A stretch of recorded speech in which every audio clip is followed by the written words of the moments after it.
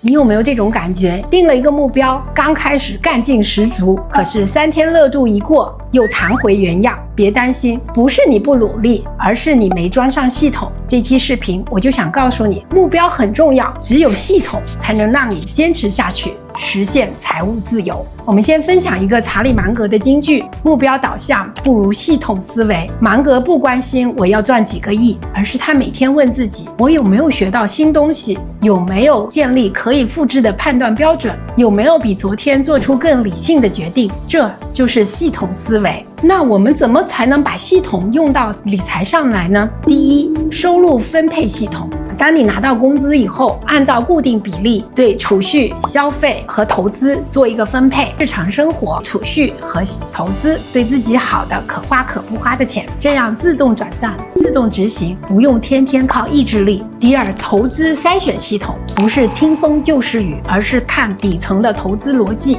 把资产进行分类，根据你的风险偏好、税务影响和现金流的能力，你得知道为什么，是不是适合你，而不是看别人都在买，我也要买。第三，定期复盘的系统，每3个月、6个月问自己，我的资产涨了吗？我的负债可控吗？我有没有该调整的理财策略？理财不是一次性的决定，而是不断调试的系统工程。所以说，目标是你想去的地方，系统是你能不能达到的交通工具。目标会过期，系统不会。靠系统生活的人，不再每天焦虑我有没有行动力，而是靠习惯、靠流程、靠结构走下去。